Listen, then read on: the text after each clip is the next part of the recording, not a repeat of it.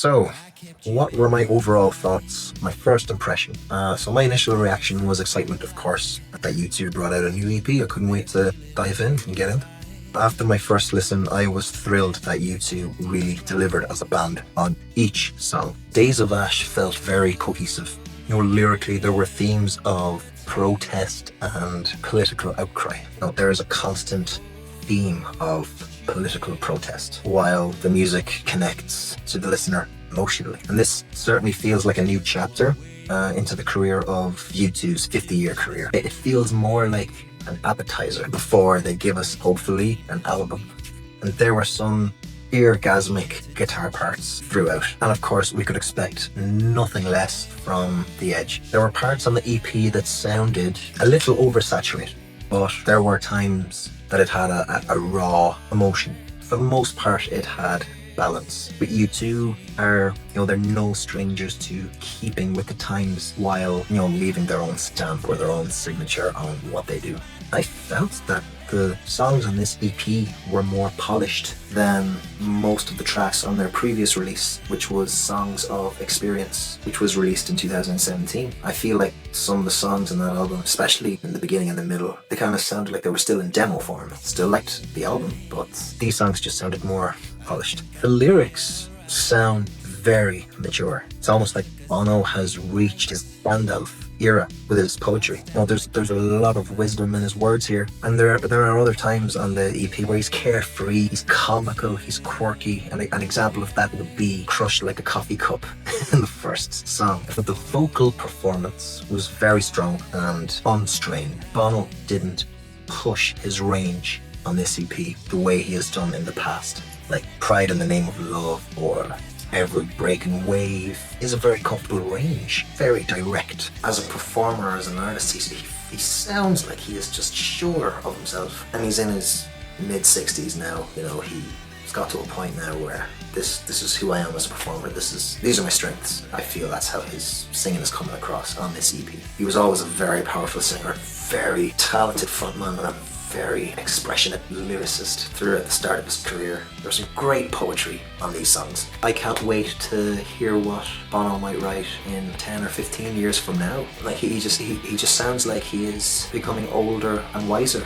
B.B. King said to Bono in the Rattle and Hum movie, he said to a 28-ish-year-old Bono at the time, "You were very young to write such heavy lyrics." I mean, if B.B. King could hear the lyrics that Bono wrote on Tears of Things, he'd be blown away. And I feel like his lyricism is getting a lot deeper. It seems a little unnatural and scary, but I can't wait for more. Now, the guitar playing did not fail to disappoint. The Edge was purely The Edge. There were some of the standout moments on this EP was the guitar playing. There was the punk rock rawness that introduces us to the EP on American Obituary. It was coated with classic U2 Edge trademark style. Another standout moment for me from a guitar playing perspective was the Tears of Things, and those two notes that I've mentioned before on One Life at a Time. Classic Edge. Myself, as a guitar enthusiast, I am looking forward to picking up my guitar and learning how to play these songs. Yeah, kudos to The Edge. Bass guitar. Let's just say this about Adam Clayton,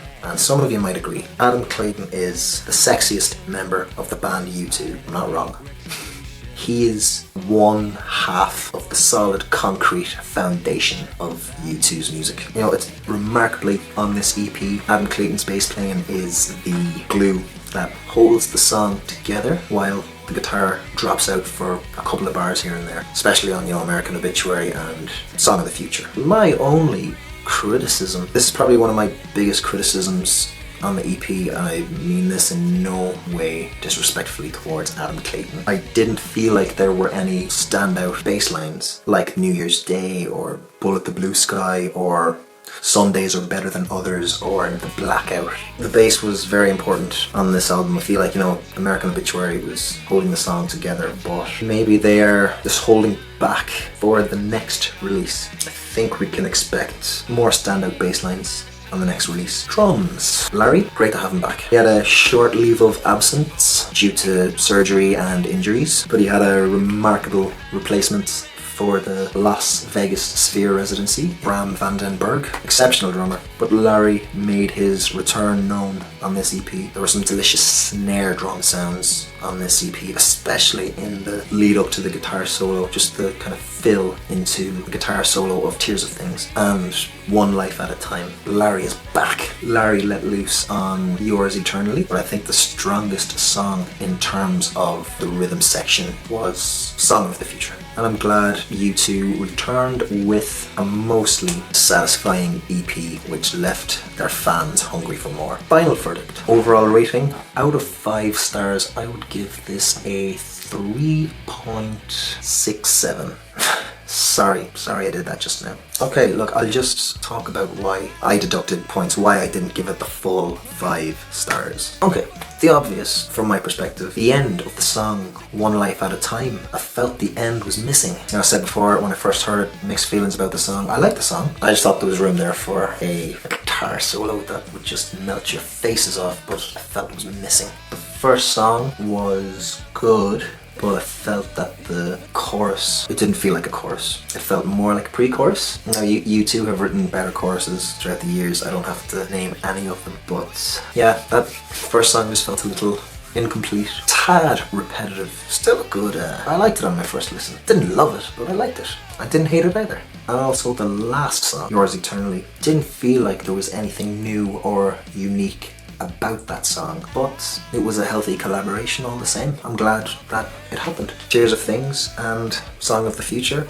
superb songs. Now, I also think that this EP has drawn a line between a lot of U2 fans. If I could sum this EP up in one sentence, it would have to be U2 are back with punches that mostly deliver. Now, would I recommend this EP? Okay, I thought this EP was worth the listen, but I would be more inclined to recommend U2's earlier work before I would recommend this EP, and I think a lot of people would agree. Now, look, if you are a stranger to U2 or if you're just kind of getting into them, this is an enjoyable EP. It's good. It's not perfect, but it's not awful. This is not the best thing they've ever recorded and released, but it's not the worst. It's not bad. I'm going to finish up by saying I'm looking forward to the future for U2. They still have more to give after 50 years. They could have easily packed it in 20 years ago. More. They could have packed it in 30 years ago. They could have packed it in 40 years ago. They could have called it a day after the Joshua Tree. They could have called it a day after Achtung Baby. They could have called it a day before the release of Vertigo, but they haven't. They love their work. They love what they do, and obviously so do a lot of their diehard fans. They're not done yet, luckily. That's all from me, everyone. I hope you enjoyed my reaction videos. I hope you enjoyed my song-by-song analysis, and I hope you enjoyed my overall review. Please subscribe to my channel. Please check out my original music, and I hope you have the time to check out and support my original band, Indigo Violets. Thank you for your support,